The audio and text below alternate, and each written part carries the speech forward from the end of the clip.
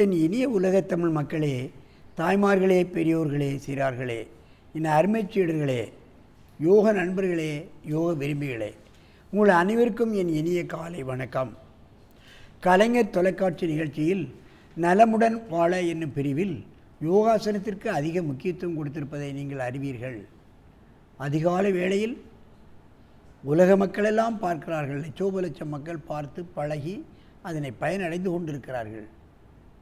அந்த நிலையில் நமக்கு இன்றைக்கு பார்ப்பீர்களானால், பெண்ணடத்திலிருந்து விமல்ராஜ், மோகப்பேரிலிருந்து சினேகா ரியா 2 பேர் வந்திருக்கிறார்கள். யோக முத்ராவை அவர்கள் செய்ய போகிறார்கள். நீங்கள் பார்க்க வேண்டும்.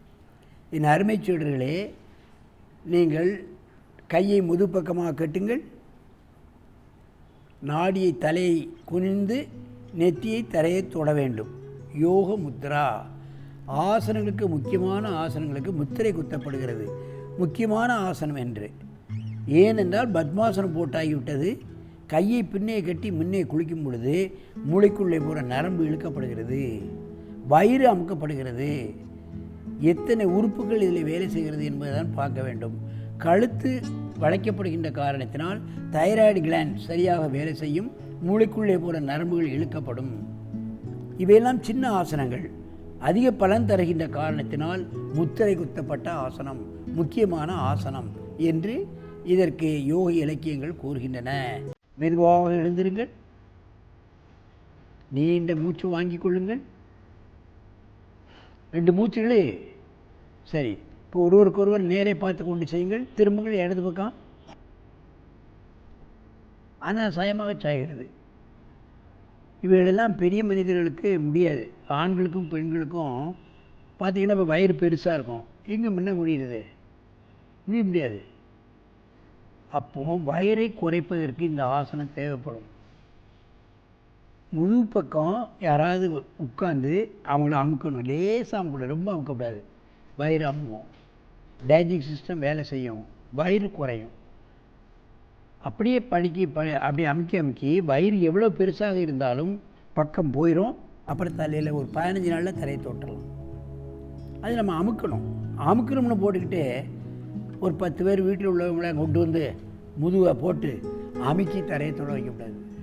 அவன் தான் அதோடு சரியாக வரும். ஆட்டம் முடிஞ்சுது. அப்படிலாம் பண்ணாதீங்க. லேசாக அமுக்கணும் முடிஞ்ச அளவு. ஐயா வலிக்கு நிறுத்துங்கன்னா நிறுத்திடணும். அப்படியே கொஞ்சம் கொஞ்சமாக கொண்டு வந்து தரையை தொடுவதற்கு அவர்களுக்கு பயிற்சி கொடுக்க வேண்டும். ஆனால் இதனுடைய பலன்கள் அதிகம். டைஜஸ்டிவ் சிஸ்டம் நல்ல வேலை செய்யும். மூளைக்குள்ளே போகிற நரம்பு வேலை செய்கின்ற காரணத்தினால் கண், காது, மூக்குகள் சரியானபடி வேலை செய்யும். மூளைக்குள்ளே நரம்பு இழுக்கப்படுகின்ற காரணத்தினால் மூளை சரியாக வேலை செய்யும். தலையை தூக்குங்க. எவ்வளோ நேரம் இருக்காங்க பார்த்தீங்களா? அந்த ஃப்ளெக்சிபிலிட்டி இருந்தால் தான் அவ்வளோ நேரம் இருக்க முடியும். மூச்சுடு, நல்ல மூச்சுடு. அப்படியே என் பக்கமாக திரும்ப.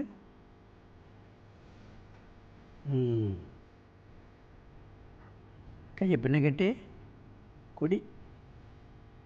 ஆனால் சாயமாக இந்த பிள்ளைகள்லாம் பண்ணுது. தினம் ஆசனம் பண்ணவங்களுக்கு தான் இதெல்லாம் வரும். நீங்கள் நினைக்கலாம் தரையை தொட்டால் தான் பலன்னு கிடையாது. கொஞ்சம் தூரம் இப்படி குனிஞ்சாலே வயிறு அமுக ஆரம்பிச்சிடும், மூளை நரம்பு இழுக்க ஆரம்பிச்சிடும். அதுதான் யோகத்தினுடைய ஒரு பலன்.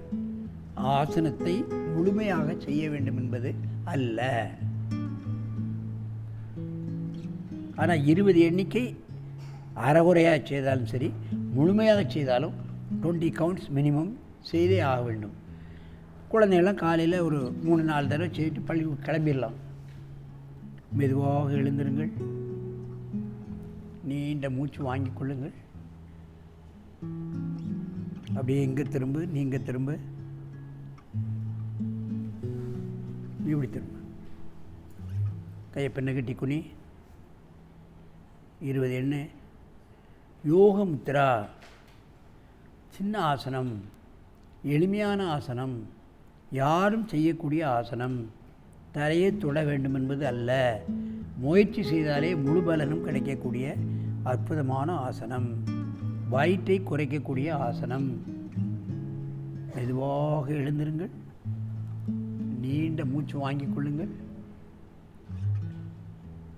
நல்ல மூச்சுடு. அப்படியே திரும்ப என் அருமை பெரியோர்களே, தாய்மார்களே, இவையெல்லாம் சின்ன சின்ன ஆசனங்கள்.